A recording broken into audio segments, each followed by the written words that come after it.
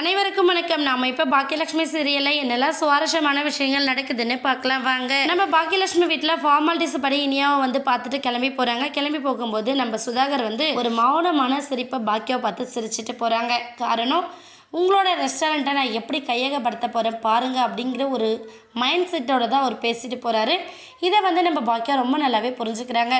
புரிஞ்சுக்கிட்டு அவங்க வெளியில் போன உடனே அடுத்து நம்ம பாக்கியா என்ன பண்ணாங்கன்னா, அத்தை என்ன நினச்சிக்கிட்டு இருக்கீங்க, இனியாவுக்கு இதில் விருப்பமே கிடையாது, அவள் இன்னும் மேலும் மேலும் படிக்கணும், அவளோட லைஃப்பை ஸ்டாண்டர்டாக மாற்றணும்னு நான் ஆசைப்பட்றா, ஏன் அவளோட ஆசை இப்படி நிராசையாக பண்ணுறீங்க அப்படிங்கிற மாதிரி பாக்கியா கேட்குறாங்க. உடனே வந்து போதும் பாக்கியலட்சுமி, தான் பொண்ணோட வாழ்க்கை கெட்டு போகணுன்னு எந்த தாயாச்சும் நினைப்பாளா சொல்லு. ஆனால் உன்னை பார்க்கும்போது எனக்கு அப்படி தான் நினைக்க தோணுது. இனியாவே கல்யாணத்துக்கு சம்மதிச்சு தானே ரெடி ஆகிட்டு வந்தா, அப்புறம் என்ன நீ தேவையில்லாத புது பிரச்சனை கிளப்பிக்கிட்டு இருக்க. இனியா கல்யாணம் பண்ணிவிட்டு மேற்கொண்டு அவள் படிக்கிறது இருந்தால் படிக்கட்டும், இல்லை வேறு ஏதாச்சும் நல்ல வேலைக்கு போகிறதா இருந்தால் போகட்டும்.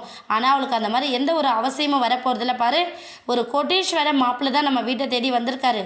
அவங்க பையனுக்கு கல்யாணம் பண்ணி வச்சிட்டோம் அப்படின்னா இனியாவோட எதிர்காலமே ரொம்ப பிரகாசமாக இருக்கும் அப்படின்னு சொல்லிட்டு நம்ம ஈஸ்வரி வந்து சொல்கிறாங்க. ஆனால் பாக்கியா என்ன நினைக்கிறாங்கன்னா, நீங்கள் நினைக்கிறது எல்லாமே ரொம்ப தப்பு அத்தை, நீங்கள் நினைக்கிற மாதிரி ஒன்றும் கிடையாது. இவர் ஒன்றும் ரொம்ப நல்ல பிஸ்னஸ் மேன்லாம் கிடையாது, ரொம்ப பெரிய ஆள் தான். ஆனால் எல்லாரையும் ஏமாற்றி சொத்தை பிடுங்குறவர் அவர்கிட்ட போய் நம்ம பொண்ணு கொடுத்தா நம்ம பொண்ணோட எதிர்காலம் என்ன ஆகிறது அப்படிங்கிற மாதிரி பாக்கியா சொல்கிறாங்க. உடனே ஈஸ்வரி கோப்பில் என்ன பண்ணுறாங்கன்னா, என்ன தெரியும் உனக்கு அவரை பற்றி அப்படின்னு சொல்லி கேட்குறாங்க. அவரோட லட்சியமே ஒவ்வொரு 5 கிலோமீட்டர்ஸ்க்கு பக்கத்துலேயும் அவரோட ரெஸ்டாரண்ட் ஓப்பன் பண்ணுறது தான் அவரோட பிளான்.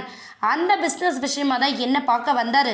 வந்த இடத்துல நான் ஹோட்டலில் கொடுக்க மாட்டேன்னு சொன்னதுனால தந்திரமாக செயல்பட்டு நம்ம பொண்ணு இனியாவை கேட்குறாரு. இதில் பிஸ்னஸ் ப்ராப்ளம்னா கூட எப்படியாச்சும் முண்டியடிச்சு மேலே வந்துடலாம்.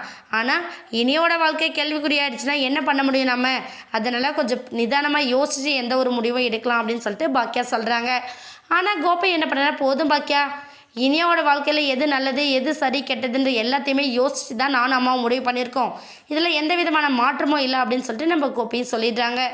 இனியா இதுக்கப்புறம் என்ன பண்ண போகிறாங்க அப்படிங்கிறத வெயிட் பண்ணி பார்க்கலாம். இந்த வீடியோ உங்களுக்கு பிடிச்சிருந்தா மறக்காமல் நம்ம சேனலை சப்ஸ்கிரைப் பண்ணுங்கள். தேங்க்யூ.